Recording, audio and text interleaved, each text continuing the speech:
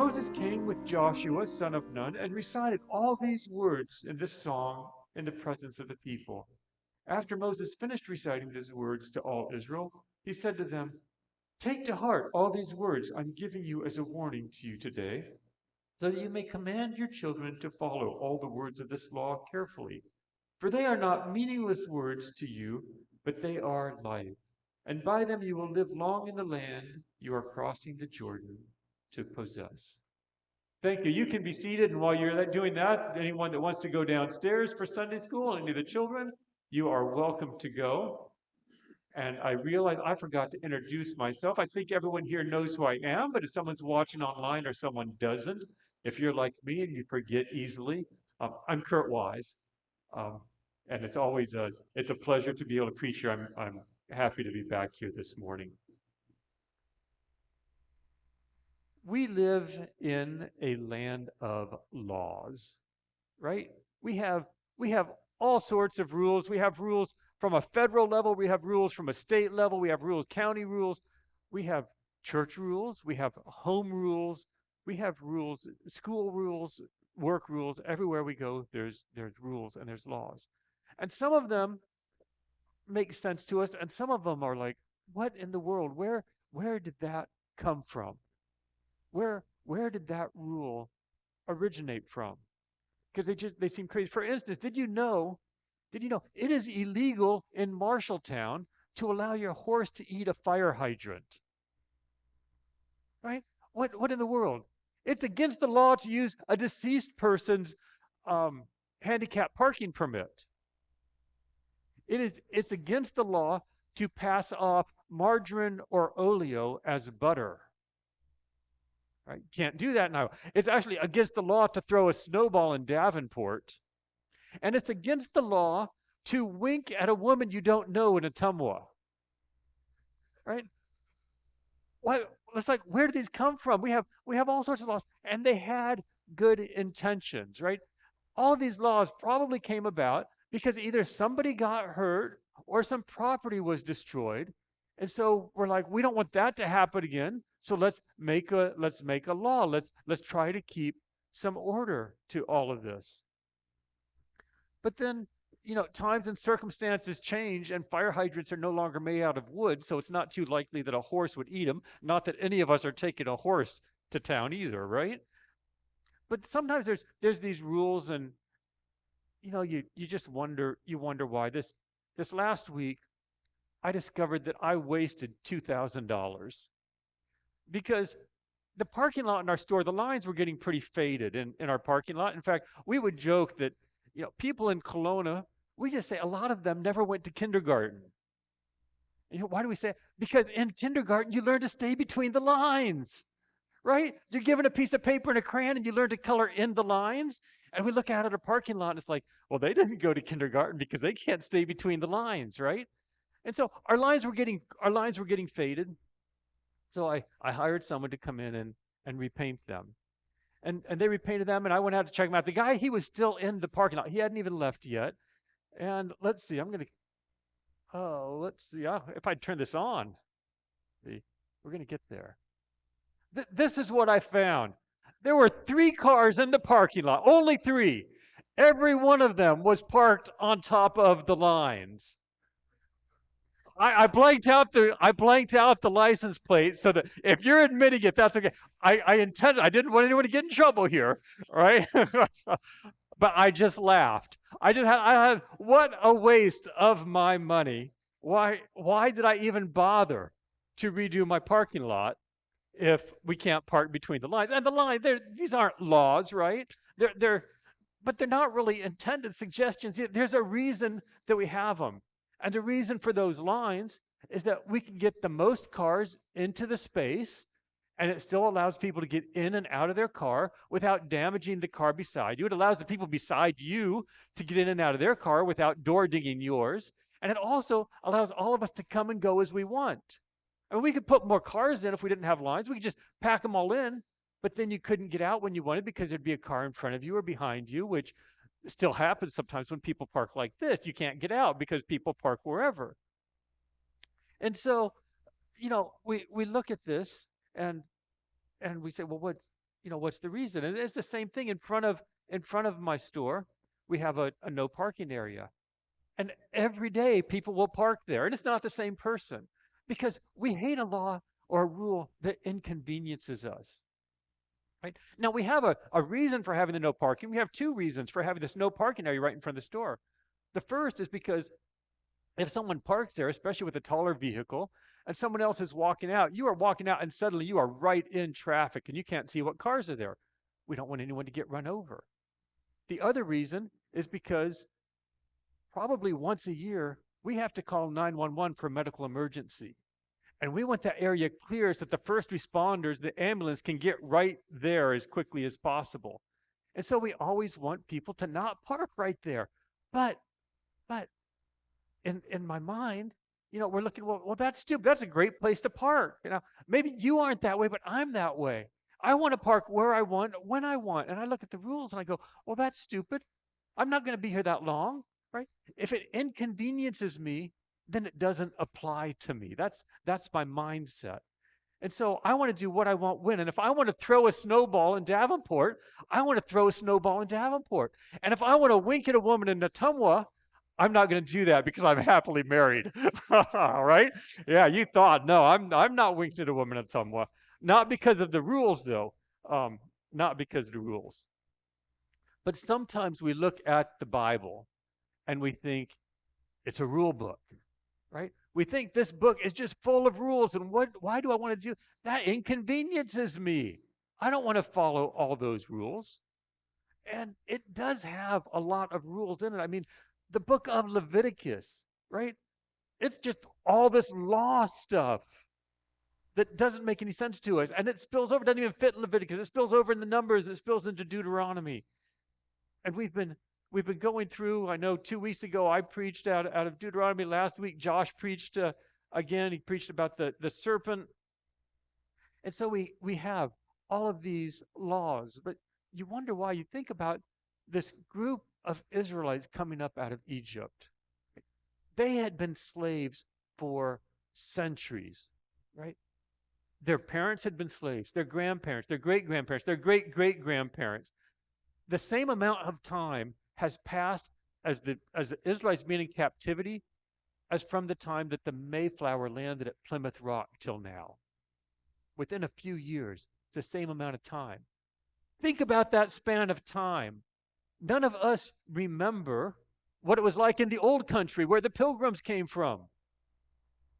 Right? These people didn't know what it was like back where Jacob and Isaac, where they had come from. They had no recollection. Maybe they'd heard stories, but they hadn't experienced it.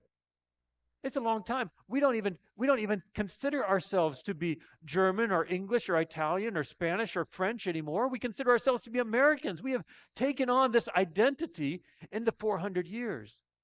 And I think that the Israelites had kind of done the same thing. This 400 years in Egypt, they had taken on this identity of slavery. And then God brought them out, and they didn't even know how to act. They didn't know what to do. They had never been a free people. And so God gave them this series of laws. He gave them this book. There's like 600 and some laws, if you want to go through and count them. 250 of those are positive laws. Do this, right? Things we're supposed to do. About 350 are negative laws. Don't do this.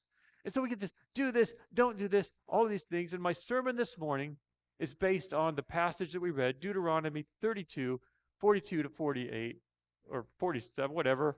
And I'm calling it Rescue, Rules, and Relationship.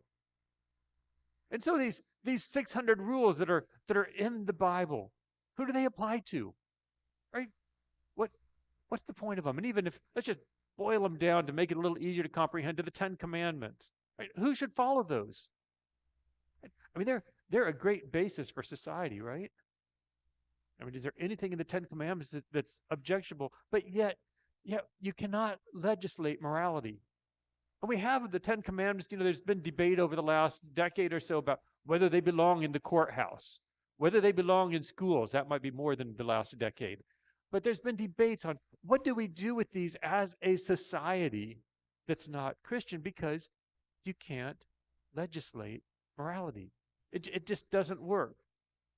You can give rules, and it can help people stay moral, but you can't make an immoral person to be moral. It's like locks on our doors, right?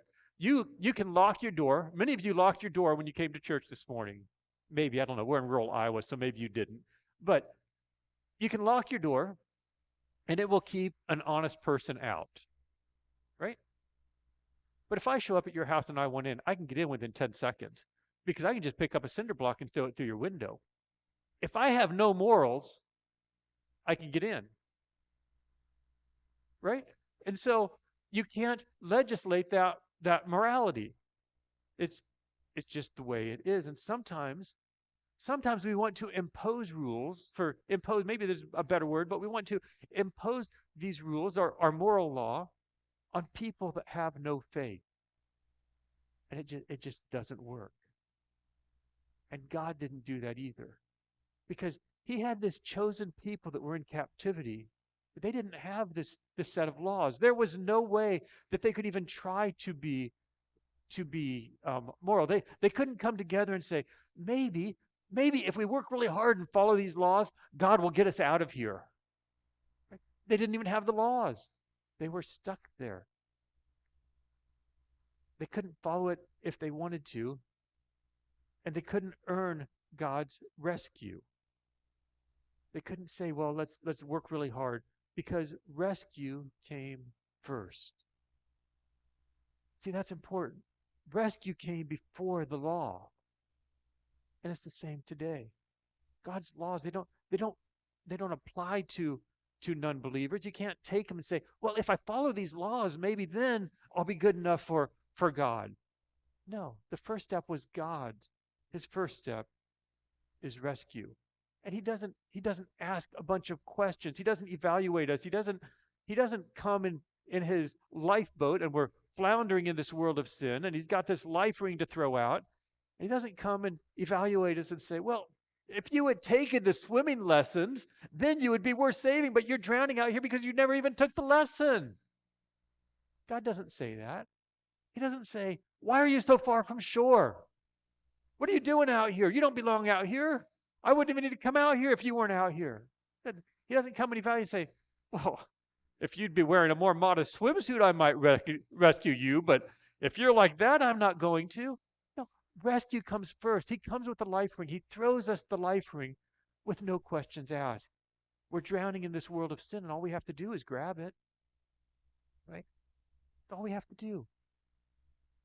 And then after he rescued the people, then he gave them the law. The law, the 10 Commandments were actually kind of an introduction to God of what's he like, what's his character.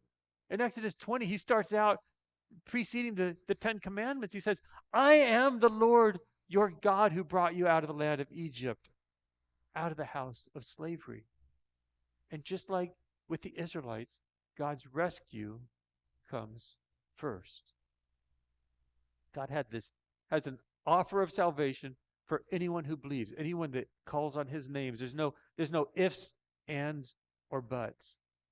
It's just up to us whether we want to accept it, whether we want to grab that rescue ring. And if we do, we'll be saved. If we do, we'll be rescued. And then after rescue, after bringing the people out of Egypt, God gave them the law. Rescue first, then the rules. And the law, these rules, they were an introduction to God, to a people that didn't know him. Right? They had known the Egyptian gods. They'd been there forever. Right? But they didn't know the true God. And even Moses, when he was in the wilderness and God spoke to him from the burning bush, Moses says, who do I say is sending me? He's like, these people, they don't know God. Who do I tell them? And so God brought the people out through this, miraculous miracles, miraculous events, and he introduced himself by giving them the laws, giving them the rules. But all these rules are, what are they for? They're there because they're good for us. They help us to see God. Imagine what our society would look like if we truly followed God's laws. Imagine how many marriages would be saved. if no one committed adultery. Imagine what this place would be like if nobody lied, or if nobody stole, or if nobody was jealous of what other people have. Imagine how many homes would still be intact if we didn't lust after people or things. And the upbringing that kids could have if we all followed God's rules. But all of these things, they weren't a condition of rescue. Following the rules was not a condition. The rules were placed afterwards. It was rescue first, and then rules. And the rules are there for reasons, even if you don't understand them. The no swimming sign is because there could be some things submerged in the water. If it says no diving at a swimming pool, it's because the pool's not that deep. We all think, well, we can dive, we can do it. And then someone like Joni Eareckson just tells us that no, you can't, that when you hit your head on the bottom of the pool, it has life consequences. That no diving sign was there for a reason. The rules about driving under the influence of alcohol and drugs, they're there not only to protect the person driving, but everybody else on the road or near the road. Right? The rules have a reason. And sometimes we look at God's laws and we think, well, those laws are stupid. Right? I'm going to make my own decisions. I'm going to do what I want to do. I don't need God to tell me what to do. But in reality, those laws are there to keep us safe. It's kind of like a goldfish. You have a goldfish bowl, right? Has some little gravelly stuff in the bottom. It has this nice little fake house or skin diver or plant or something in it. And every 2 or 3 days, somebody cleans the water. Right? You've got house cleaning taken care of. And twice a day, someone sprinkles a little bit of some little flakes of goldfish food on top of the water, and you can go up and eat. Your food is provided for you. You've got a home, you've got clean water, you've got everything you need, right? And that goldfish is swimming around inside there, and he's looking out and he sees you. And he's like, I want to be like that. I see the family sitting at the table and they're laughing together. I want to join them. And the goldfish looks out later, and he looks out through the window, and the sun is shining. It's a beautiful day like today. And he sees the kids are out playing in the yard with the dog. They're running around playing tag. And the goldfish says, I want to be like that. So what does he do? He jumps out of the bowl. The goldfish had everything he needed. That glass bowl was his protection. The moment he jumps out, he's flopping on the floor and dying. Sometimes we're like that with God's laws. We're like, I want what's over there. I want to partake in that sin. I want to do something that God says not. I want that. And it's deadly. It's deadly. But God rescued us, and then he gave us these rules to keep us safe because he actually wants to maximize our lives. He wants us to be in relationship. And he desires this relationship with us. And if we have a life full of sin, that relationship can't develop. We can't have sin, and so he's telling us what is sin. But these 600 laws, right? Didn't Christ come to fulfill the law? Yeah, he did. But no, there's various kinds of laws in the Old Testament. And I'm not advocating that we try to live under all the laws. Don't get me wrong. We are not under all the laws. But in the Old Testament, some of the laws were civil laws. Right? Because you had this group of people coming out of Egypt that had never been a country. And they didn't know how to operate. And so God gave them laws on how to operate as a community of people. Things to do, things not to do. You have to respect your neighbors. You can't take what's theirs. Right? We have most of those same laws today in our country. In most countries, actually. Most of those same laws are, in fact, how you operate as a group of people. And so many of God's laws were civil laws. And then he had a bunch of laws which were the sacrificial laws. What you have to do to approach God. What you have to do to cover your sin. What you need to do to be forgiven. And those, thankfully, are the laws that Christ did away with. Christ fulfilled. None of us go out and sacrifice a lamb, right? I mean, No, none of us are raising a lamb to take and sacrifice. We're not saying, "Oh, I don't have enough money for a lamb, but I can take a couple pigeons and do that." No, we are no longer under the law. The law, the requirements have been met by Christ. But then there is another group of laws which are moral laws. And these are laws that outline these eternal principles of right and wrong. And the laws, they don't change.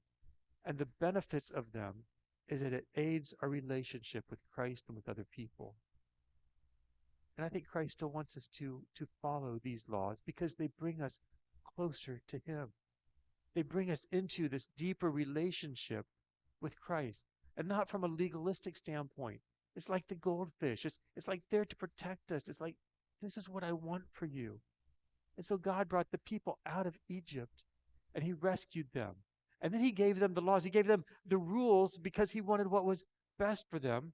He knew that they needed some organization. He knew they needed this civil laws. He knew they needed these sacrificial laws because they weren't an upright people.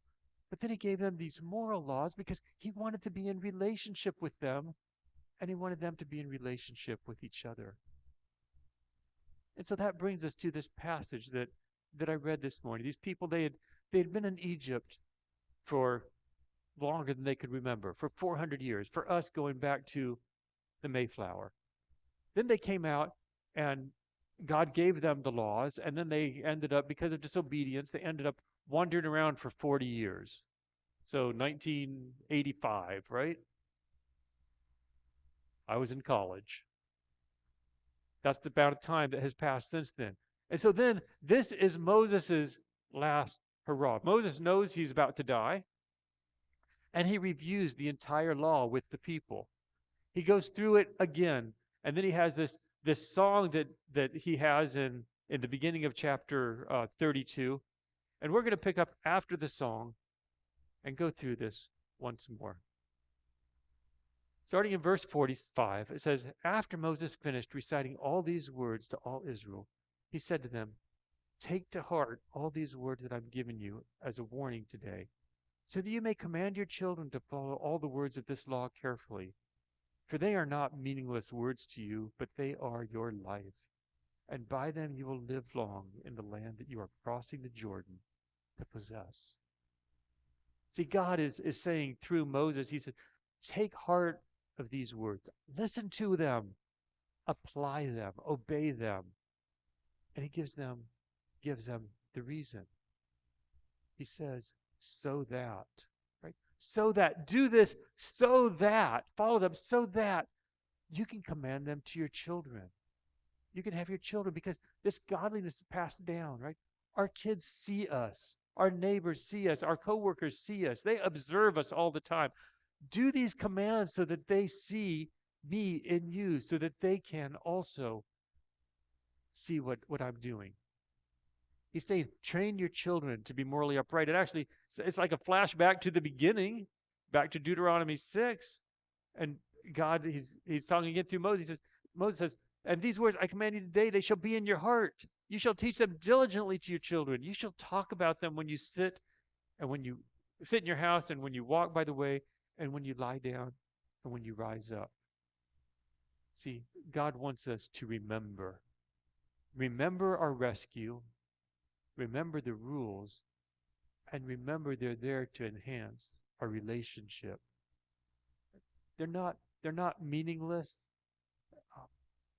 But just as he promised the Israelites that you will live long in the land if you follow them. If we, not as a nation, I'm not a nationalist. I spent too much time in other countries with other Christians to think that we've got a grip on it here. But as his people, as the worldwide church, if we are obedient to God, he will bless the church, because it will cause it to multiply, and that's what he wants. If we are faithful to his rules, he will multiply his church. And so we need to remember, rescue comes before rules that lead to relationship. God rescued us so we can be in relationship with him. And if there's anybody here this morning that needs rescued, if you feel like you are drowning in a world of sin, man, come talk to me or talk to Richard. If there's someone that's watching online, you can find us. We would love to help you grab a hold of that life ring that's being offered.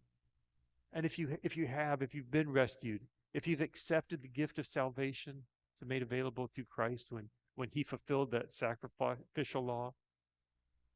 If you've been rescued, then remember your rescue. Remember what he's done and share it. Share it with your family, with your kids. And a lot of you, your kids have left the house by now, so share it with your neighbors. Share it with your coworkers. Share it with those that you encounter. But don't impose the rules. Right? The rules come after the rescue. We can't expect the person that doesn't know Jesus, that's not in relationship with Jesus, to live by the same standard that we want to live by. It's not going to happen.